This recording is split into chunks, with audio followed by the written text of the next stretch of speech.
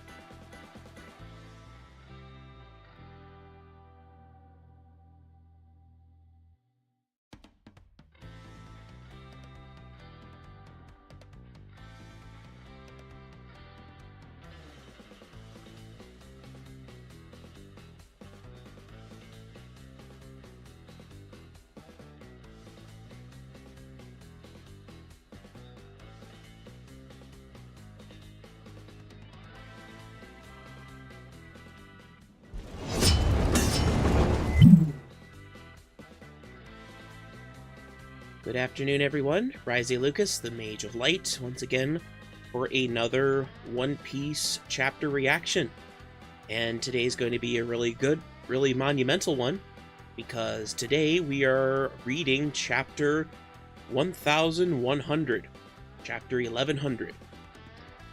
So yeah, just a little heads up for those of you who are watching. I have not seen any spoilers from the chapter. I think the only thing I saw was the chapter title, and I think the only thing I saw was that that this chapter starts where the chapter left off. That's the only information I know about this chapter. And aside from that, I haven't heard too much buzz going on with it. I don't really know why there hasn't been much buzz in the spoiler community. I don't know. But yeah, so I'm not going to waste much more time. I think we're going to get right to the stream. We get right to the chapter reaction. So yeah, let me just remove my bounty poster, and then we can begin. We have One Piece, chapter 1100. Titled, Thank You, Bonnie. Ooh, let me just adjust my mic a little bit there. Sorry about that. Oh, whoops. Do I have to refresh this? Probably have to refresh this. Because I didn't get the whole page. What's going on here? Hold on a second, let me check here.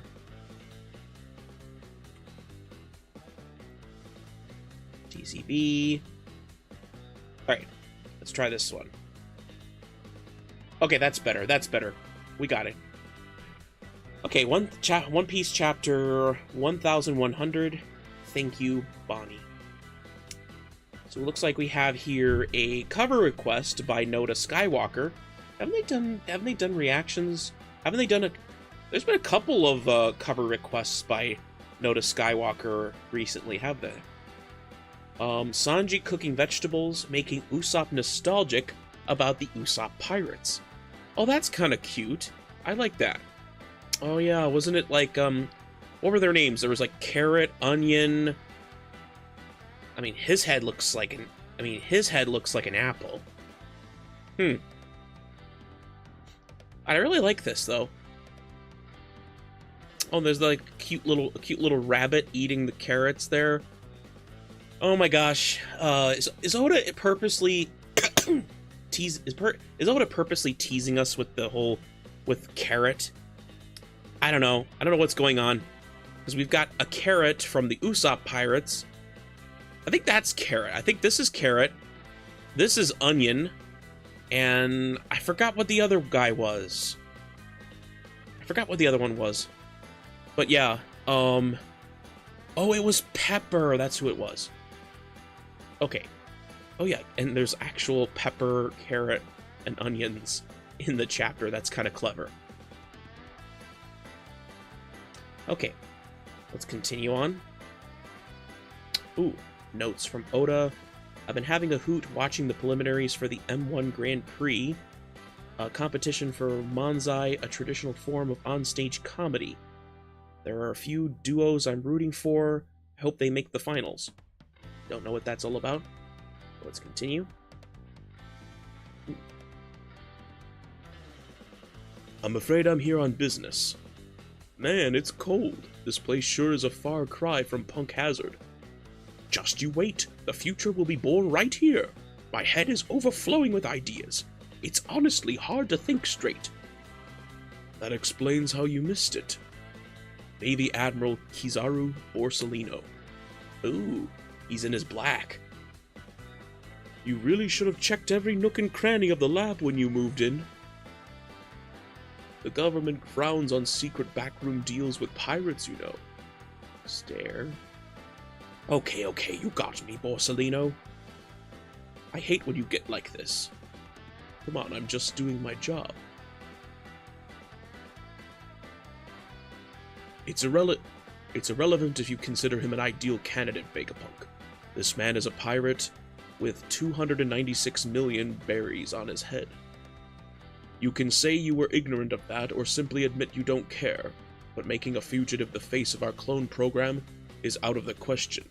It would be an affront to the Navy's reputation. With that in mind, we have 3 additional stipulations if you want to honor this deal of yours. Firstly, Bartholomew Kuma, you must agree to become one of the 7 warlords of the sea. Oh, so yeah, Saturn did put him up to this. A few days ago, we found ourselves a member short thanks to the exploits of a rookie named Ace. Wait, Ace took down a warlord? Huh. Who was that? I don't remember Ace taking down a warlord. It caused a great turbulence in the pirate world. Someone of your caliber would be a natural choice to fill that opening and calm the seas. Our second condition is for you to undergo procedures to become a human weapon for the Navy. Are you talking about modifying my body? Precisely. You already have all the traits required to be an effective warlord, so you'll become a paragon of fear for pirate scum far and wide after you receive your enhancements. I second that. The Navy would love to have you on our side. Can it, Kizaru? But you see my point. But that's not all.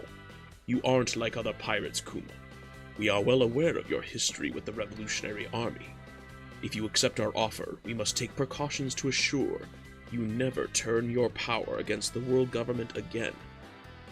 Which brings us to our third and final condition. You must agree to give up your free will and sense of individuality. Saint Saturn, that would be tantamount to killing him. This is because none of the other warlords follow orders, isn't it? If you sniff out all the humanity left in a cyborg, you have nothing but a robot. Do you really expect me to murder a man? You forget yourself. You're a military scientist, and you have no right to talk back. These conditions must be met if this criminal wishes to save his daughter. It's a small price to pay considering how expensive and difficult this procedure would be otherwise. I have no obligation to help this girl. This is murder! It'd be perverse to modify a human like that. I won't. Vegapunk, please do it. Kuma? I've been worrying all this time, thinking it might be impossible to save Bonnie. I'm so grateful. I'll happily accept any fate, so long as Bonnie is cured. Kuma.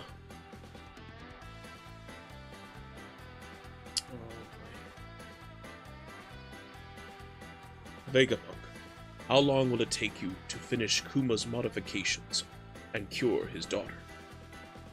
Dealing with the sapphire scales will take 6 months, but it'll take an extra year on top of that before she can be exposed to natural light. That's a total about 1.5 years before she's cured. Kuma's modifications will take 2 years at minimum. Thank goodness. She really will be all better by the time she's 10. Oh my gosh, Kuma. How can we trust you to remain obedient after she's cured? Your daughter is our only leverage here. I have no intention of running. Be that as it may, the world government will have to take custody of her once her treatment is complete. She'll be free after you follow through with your erasure of your personality. But that would mean Kuma won't get to see Bonnie after she's cured. Correct. His modifications will commence immediately. It'll be an ongoing process, as he starts his tenure as a warlord and helps the government tame the seas. After his daughter is cured, any contact between them will be forbidden, to ensure they don't escape. If there is any hint of defiance from any of you, I guarantee she will spend the rest of her life as a slave. Kuma will never let that happen. I won't try to see her, I swear. I have only one request. Don't tell Bonnie the truth. She can't know about her illness or that she's being kept as a hostage. I don't want her to wake up after her surgery in some soulless government facility. Take her back to Sorbet. If you can keep her in the church where she grew up, if you can grant that one request, then I promise you, I won't seek her out, and I'll obey without question. Very well. It makes no difference where she's kept, as long as the government oversees it. Looks like we have an interesting 2 years ahead of us. Bonnie will be staying here for the next 6 months.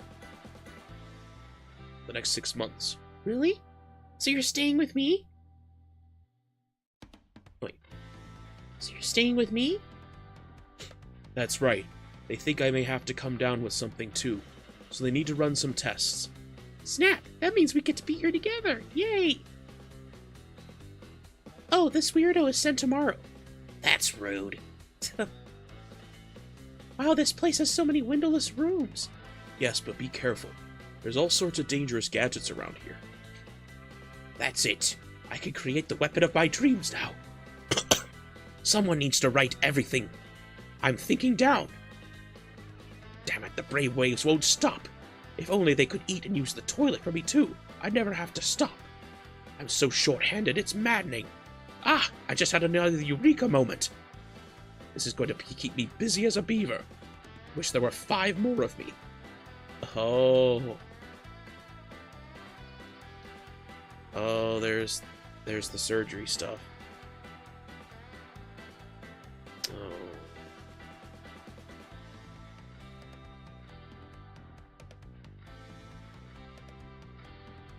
Lumet cargo ship.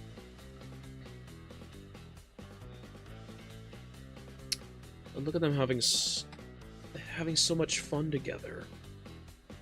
Oh. Bonnie remains unaware.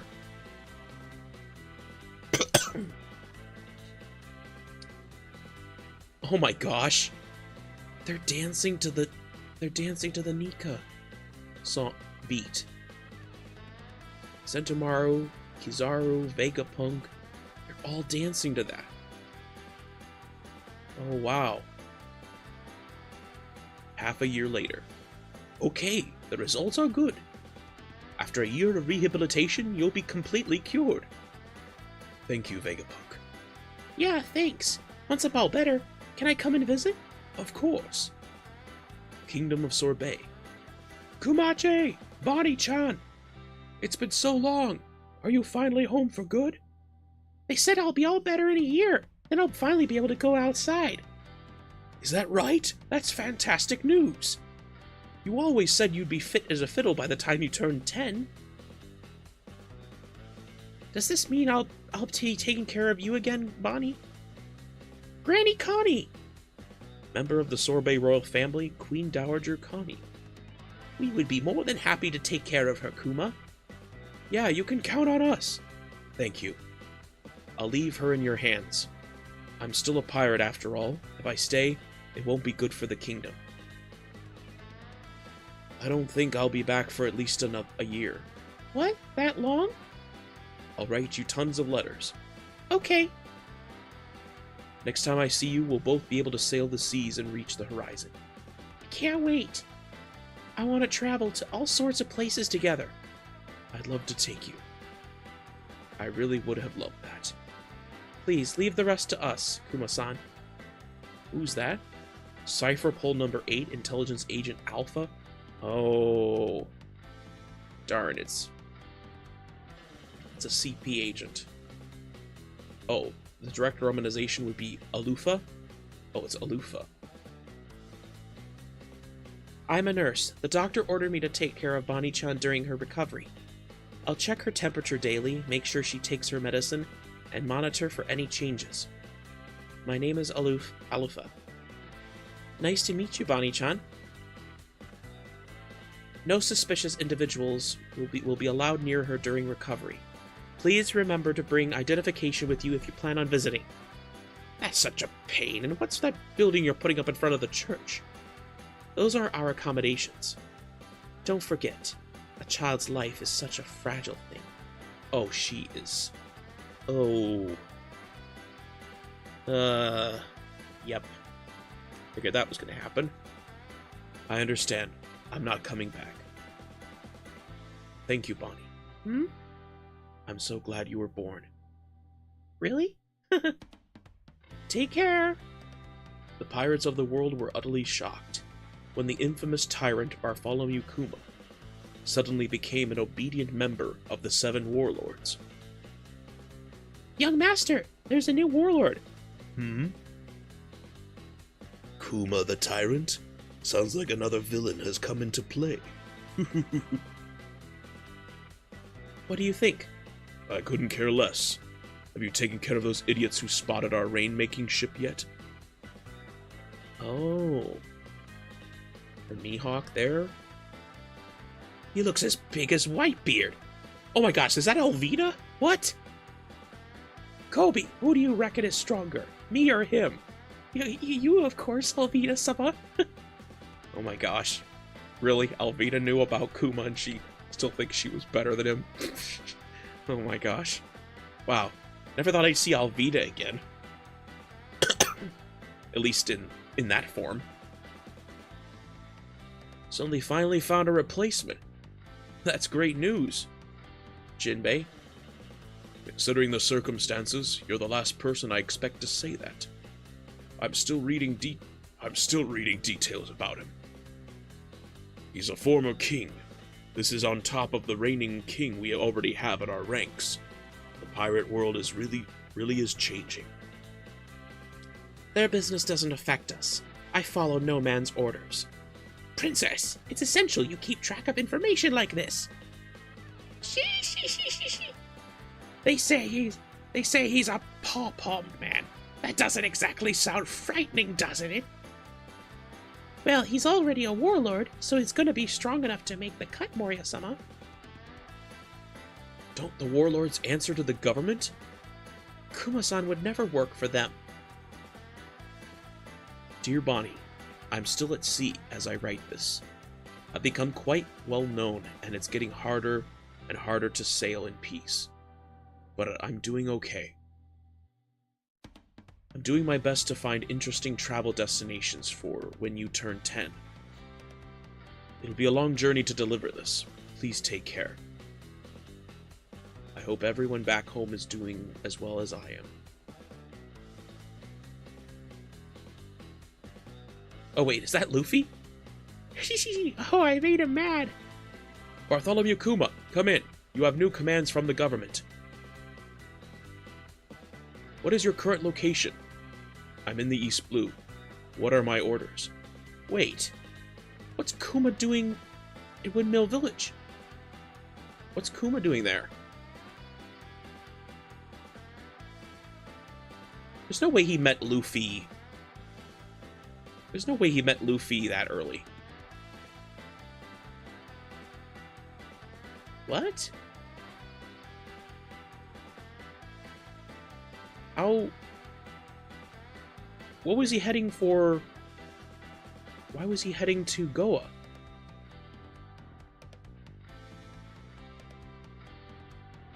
Okay, this is interesting.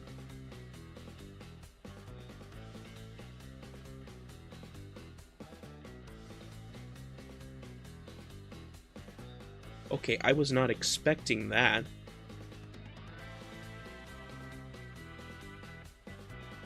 Why is he going to Windmill Village? And Oda specifically shows a random shot of Luffy running from a tiger. What is going on here? Oda, what are you planning here? Chapter 1100. Is there gonna be a... Is there gonna be a break? Oh, there's no break for this week, there's no break for next week, is there? Huh. Okay, so most of the chapter is pretty much what I was expecting.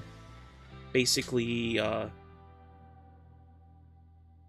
we have that Saturn basically forced Kuma's hand into accepting a deal that he has to basically give up all of his humanity so that Bonnie can be cured. And then we have, and yeah, Vegapunk was entirely against that. He was actually fighting against that. But Saturn pretty much had their hands tied on that. And Kuma was just willing to sacrifice everything just to save her.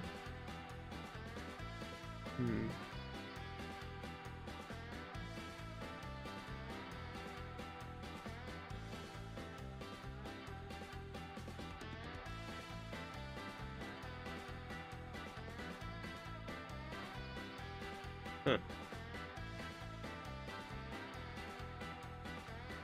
Yeah, and then we have this whole thing where Vegapunk is learning to basically came up with the idea to basically give himself his satellites.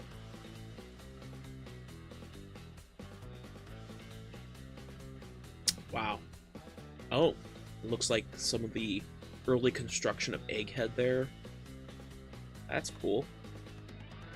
And then they're all eating pizza. That's kind of funny.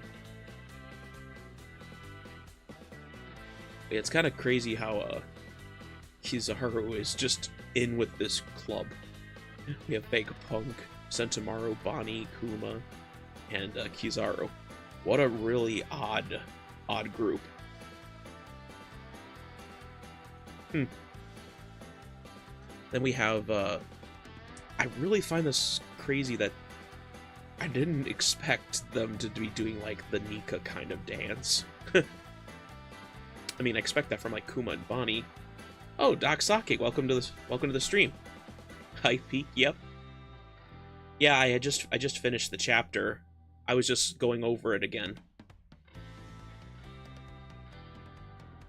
A lot of it was pretty much what I was expecting, but this last panel with Kuma going to Goa Kingdom, basically going to Windmill Village, like, what is he doing there? Where does he go? Why is he going there? And from the looks of it, it looks like he wasn't even there for orders. Because they were asking him what his current location is, but Kuma just decided to go here. Why was he going here? Okay, so you're done? What did you think about the end? Yeah, this is... I'm kind of dumbfounded. Like, I don't know what's going on here. I don't know what Oda's trying to do here.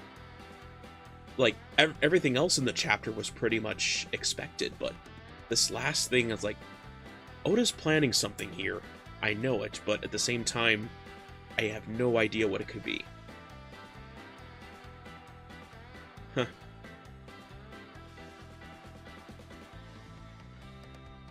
Wow. Because there's no way Kuma and Luffy met before. Luffy would have recognized him if wait, did Luffy even see him in Thriller Bark? Wait, I don't think he even saw him in Thriller Bark, did he? Luffy didn't see Kuma. He was unconscious the entire time, wasn't he? Eva didn't know Dragon had a kid. Kuma did know that in Thriller Bark. This is where Kuma finds that out. And maybe Kuma will protect Luffy because he can't protect Bonnie anymore. That's a good idea. But I'm trying to remember Thriller Bark because I don't think Luffy... Wait, Luffy never saw him before Sabaody. He was unconscious during Thriller Bark, but he did see him in Sabaody, so there's no way that Luffy and Kuma actually met, because wouldn't Luffy recognize him? Luffy didn't see him in Thriller Bark, but he did in Sabaody. Yeah, that's what I was just thinking.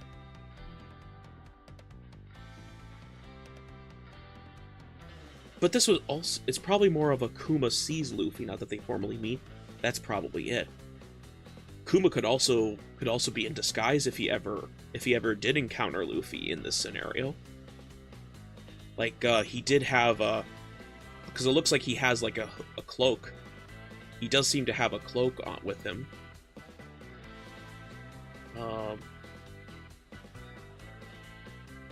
Yeah, because throughout a lot of the chapter here, as he's leaving, he does have this. Or he'll hear him proclaim his name, Dream. Yeah, that's possible too. Oops. My chat is a little in the way of my face right now.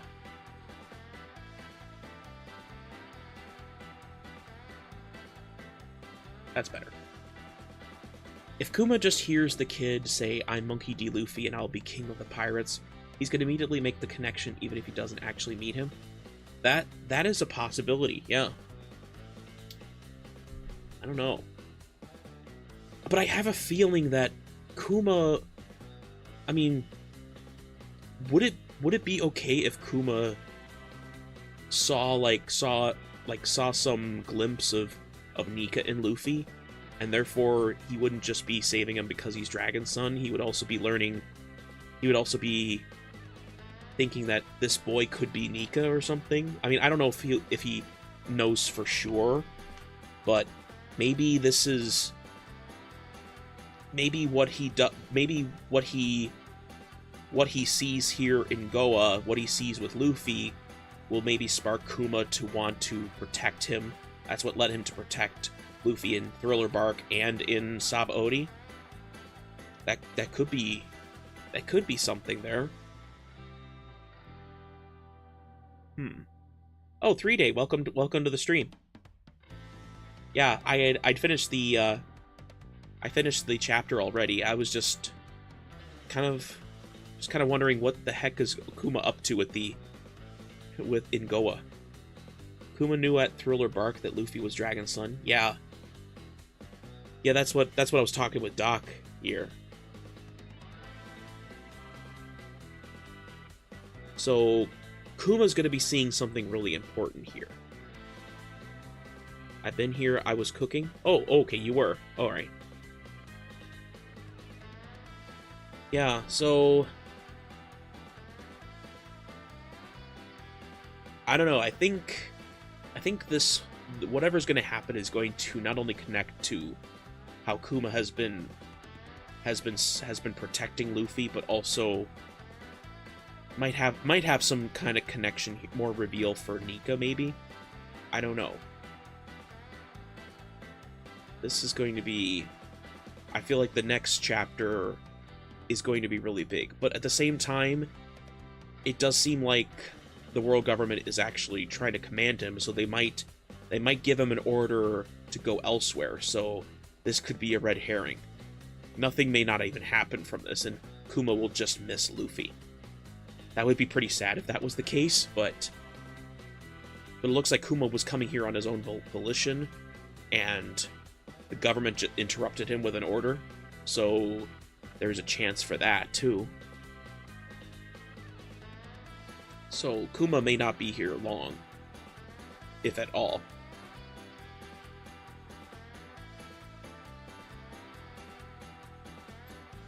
Although I think I do see on the panel, on the docks of the Windmill Village, I do see some people there. There's like several people I see in silhouettes. I don't know if you can see it in the stream. You should be able to see them on the docks. There's like, I see at least a few people.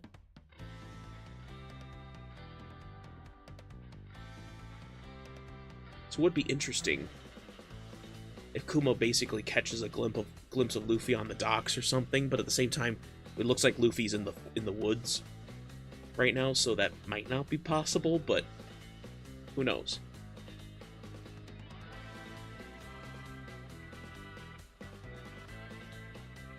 Although, if you look at how Luffy is running here from the tiger, he does seem to be having that, he does seem to be doing the Nika pose right now. Looks like that might be the Nika pose he's doing as he's running from the tiger. I really hope he does get to see him. Yeah, I do too. That Luffy might be doing the Nika pose right there. I don't know. He's doing that thing with the arms that you do see with that, but hard to tell right now. Oh, I made him mad. So obviously there's going to be some hijinks with Luffy and the tiger. I wonder if Kuma knows about the Nika Devil Fruit. I don't know. I mean, depends if Kuma has that Devil Fruit book that they had last chapter. Depending on which book it is, because I think the newer books don't have that information about the fruit. Plus, Vegapunk had information about the Nika fruit. He did have that information. Vegapunk had that information from Ohara. So it's possible that if Kuma has knowledge of the Nika fruit, he learned it from Vegapunk. Because Vegapunk told us, told the Straw Hats. So if he knew, but you gotta wonder, when did he learn that? From the looks of this doesn't look like it's very far from very long before Luffy set sail. He seemed to know a lot already about Nika. Well, yeah, with his culture and all, but I don't know if he knew about the Devil Fruit. I mean, if Vegapunk knows, that Kuma should have learned about it too, since they're so closely associated with each other.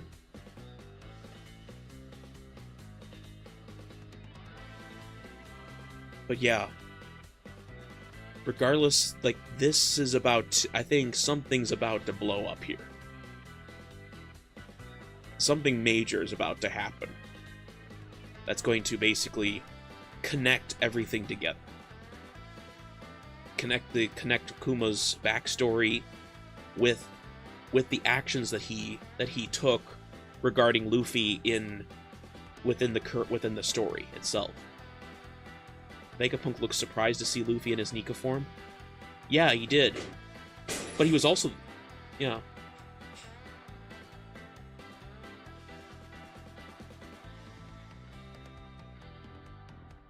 But I like all the warlords. I'm not sure if they knew Nika would come from a Devil Fruit. Yeah, but... okay, maybe that's true. I also like all the warlords' different reactions. So, correct me if I'm wrong, because they said earlier in the chapter that Kuma became a warlord mainly because, like, they had to fill a spot. They said that Ace had defeated one of the other warlords. Was that Jinbei? I thought Ace lost to Jinbei. Or did Ace defeat Jinbei? I forgot which one it was. So was Jinbei the warlord that Kuma replaced? I didn't realize that was the case.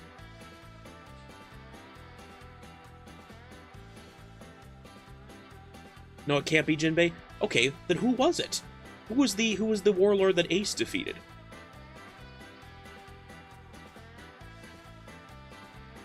Who was that?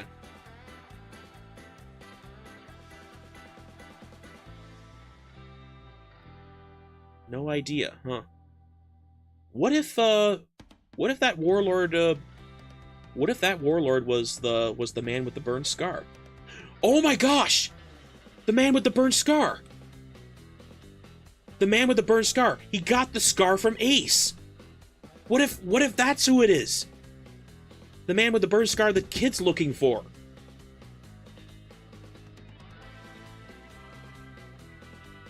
That's what some are saying? Oh, cool. Yeah. Oh, the man face. Oh, welcome to the stream. Yeah, I was just I already read it. I'm just trying to think of some things about what's happening with the chapter here.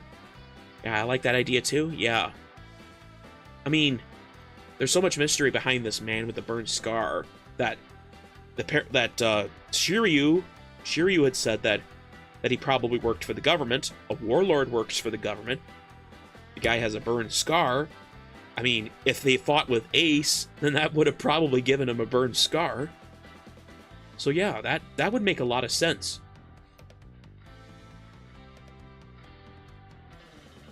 Oh, that fits, yeah. It does fit perfectly. Like, based on the limited information that we have on this man with a burned scar, it does fit that this person was a former warlord. Brook is my favorite? Yeah. Yeah, Brook is cool. I also find it surprising that Fat Alvida was in this chapter. Is this before Sabo? What? No, this is a current chapter. This is chapter 1100. This is basically up to date.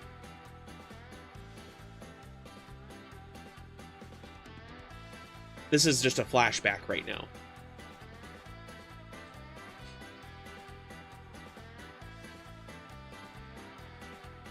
So then with this part with Crocodile, when he's talking about those idiots who spotted our raid-making ship yet, this is referencing the hidden ship from chapter 212.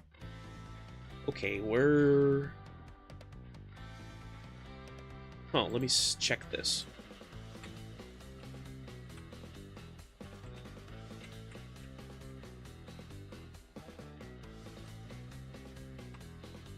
Okay, it might be Sabo, Luffy's brother, who knows? What?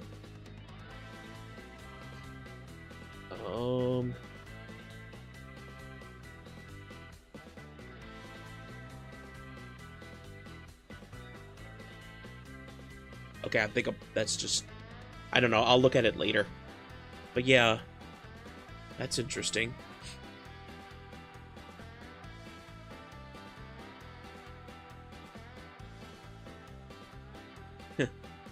Doflamingo was laughing. Yeah, of course he'd be laughing. He gets to do his funny little walk in front of Kuma.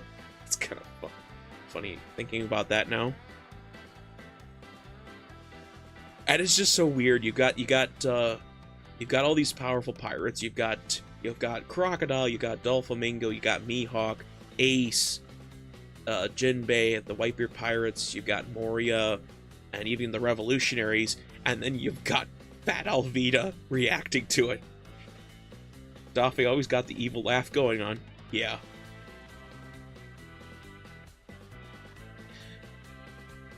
That had to be pretty funny. It's like that Oda would just have this reaction thing of Alvida and Kobe. He looks as big as Whitebeard. Kobe, who do you reckon is stronger, me or him? Yeah, keep thinking that way, Alvida. Imagine you thinking that you were stronger than them. And that's a pretty surprising thing, because I always assumed like the Four Blues, they didn't get information about the Grand Line as much as most people. I always figured that the Four Blues were kind of in the dark about knowledge in the Grand Line. But then again, Kuma was known in the South Blue. So, but yeah, I was like, I always figured that. Oh, Mr. Bushido, welcome to the stream. I was just discussing the chapter. I've already read it. But yeah, those last two panels is quite the head scratcher right now.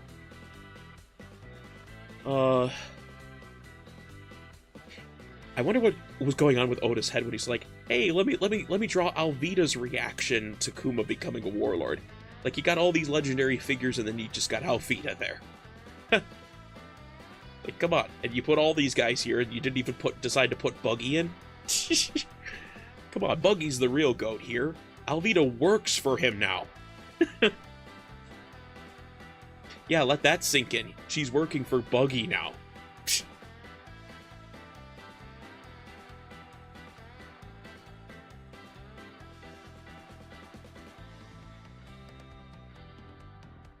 Hmm. Wrong. Carrot showed up this chapter? What? Oh, oh yeah, that rabbit in the beginning of the chapter? Yeah, I was looking at that cover request earlier, and I noticed that the vegetables that Sanji is cooking here are the same as the names of Usopp's crewmates from the Usopp pirates. There's carrot, pepper, and onion, and then there's like a little rabbit eating a carrot. All carrots are equal. Yeah. Earlier when I was reacting to it, like I forgot all their names, but then I remembered. Oh, there's all the vegetables here. So I remembered. The only one I had forgotten was Pepper's name. Usopp's friends are vegetables. Yeah. So is every character in Dragon Ball.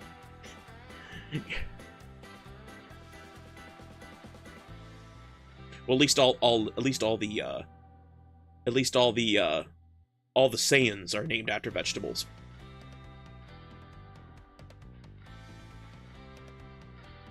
Carrot and Drake for Nakama? Drake? What do you mean Drake? What does he got to do with this? Veggie pirates? Yeah.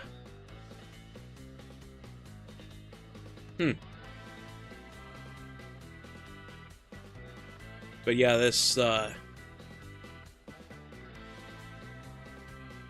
whole thing about Kuma being a cyborg, being Saturn's idea. I mean, I kind of already saw that coming from last chapter, but still despicable to see that.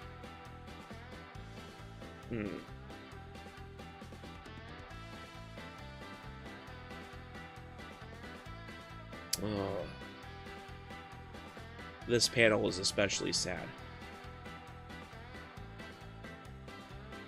Drake was in the chapter? Where was he? I didn't see any T-Rex.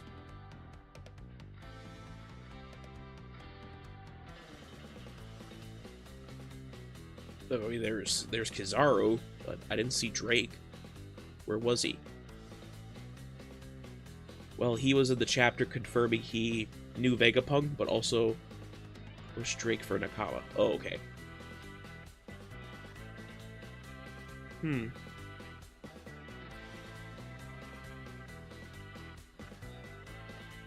don't think I've ever seen a cargo ship in One Piece before. I don't remember ever seeing a cargo ship in One Piece. Maybe I'm wrong, but I never seen one of those in One Piece before, so that's kind of odd. Unless we have, I don't know. Have we? Umit? Huh.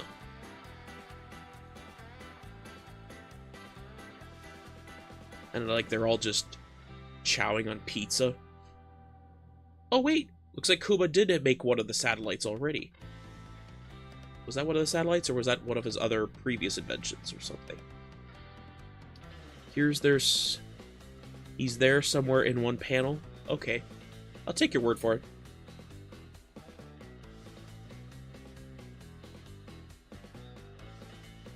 Is that one of the satellites? But it says 065, though. Second panel where it says, I'm just doing my job? Oh, I thought that was Kizaru saying that.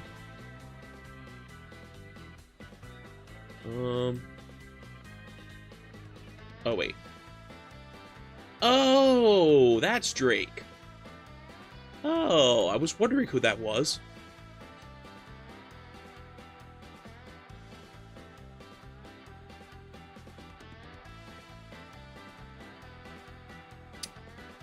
Oh. Yeah, Oda's got something cooking with Drake, though. I don't think Drake's joining the crew, but there's plans for Drake. I know Oda has a plan for Drake. He does look different. It's like he has lighter hair. Did he like dye his hair when he became a pirate or something?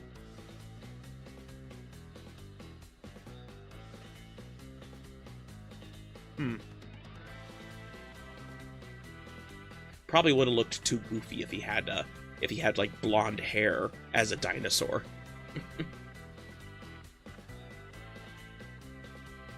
Hmm.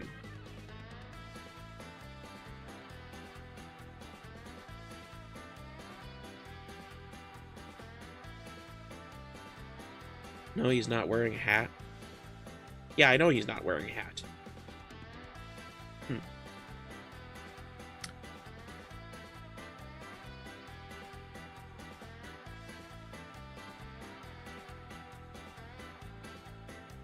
Wow. And then we have the panels here where Vegapunk is came up with the idea of having satellites of him, or at least the the time where it was inspired.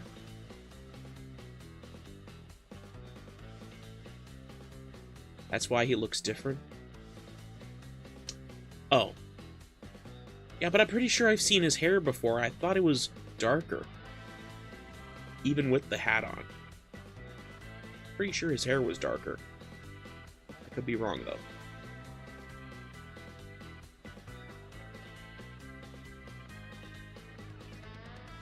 I find it weird that Kizaru is dancing among them.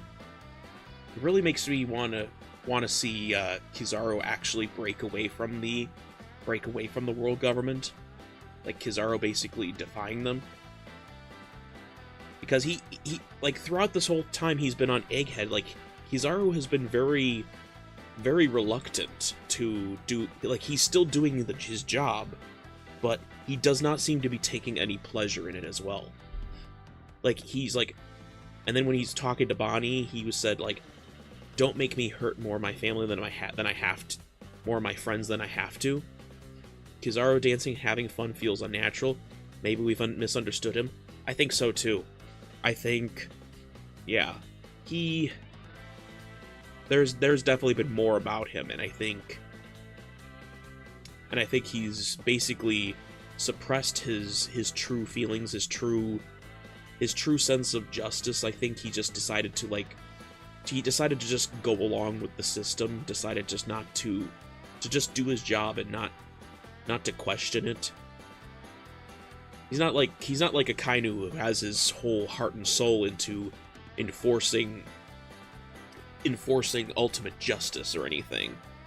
Like Kizaru just, yeah, Kizaru is a cog, yeah.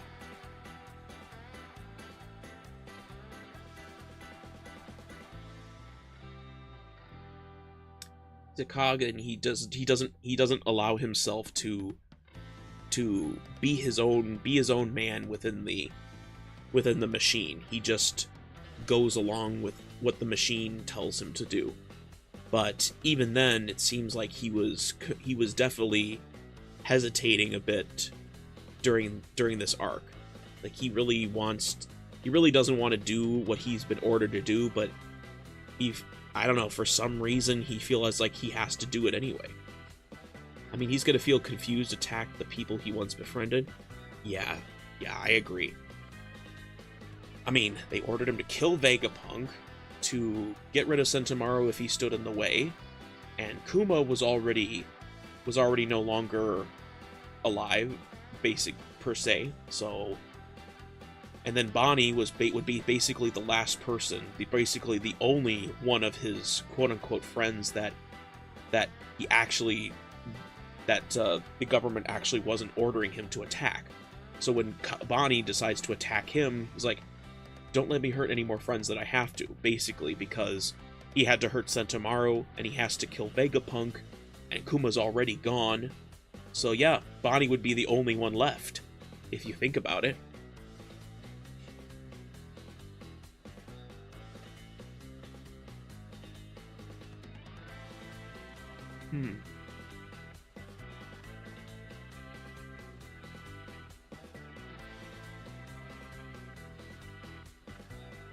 Maybe Kuma's dehumanization, maybe Kuma's basically transformation into like a full-on robot, his losing of his humanity and all that.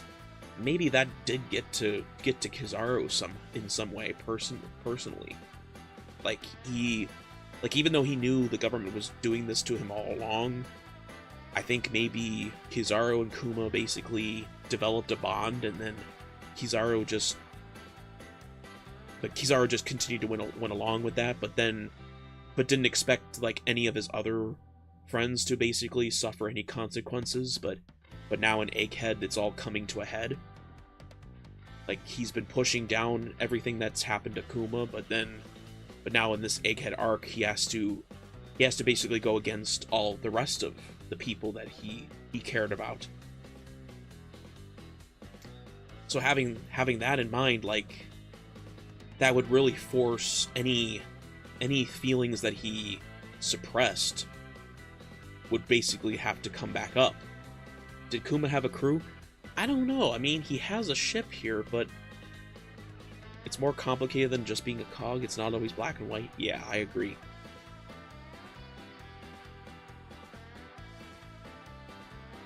Huh. So basically where this is all leading up here, I'm thinking that, how this is leading up, that it's going to get to the point where I think,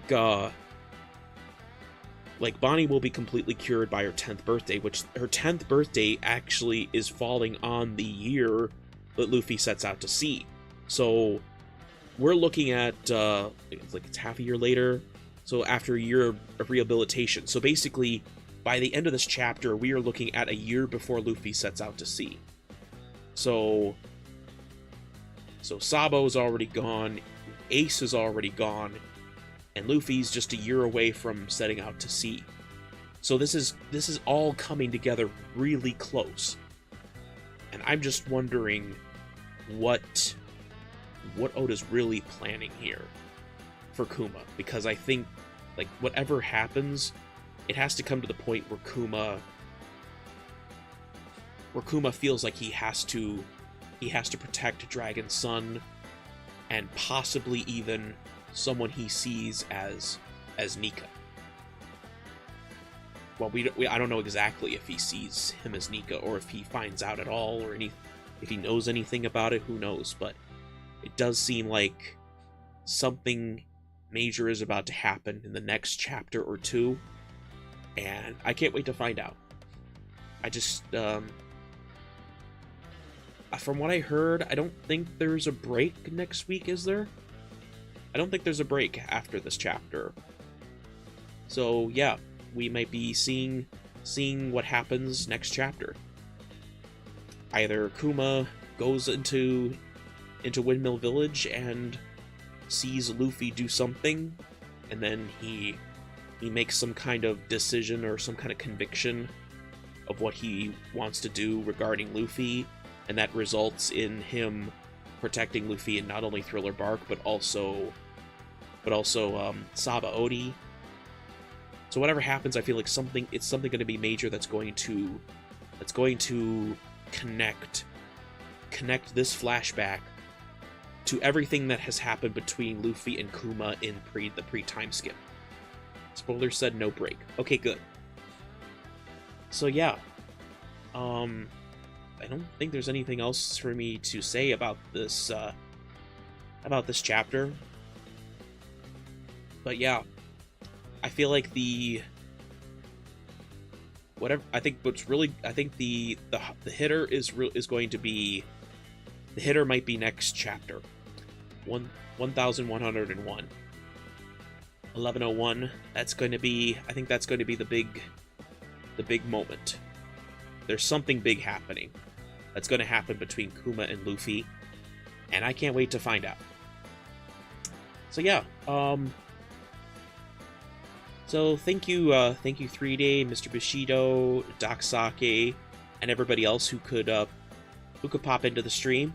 Glad that you guys could watch with me. I'm going to be doing a No Man's Sky stream later this evening, but until then, this is Rise Lucas, the Mage of Light, shining out, and I'll see you all later.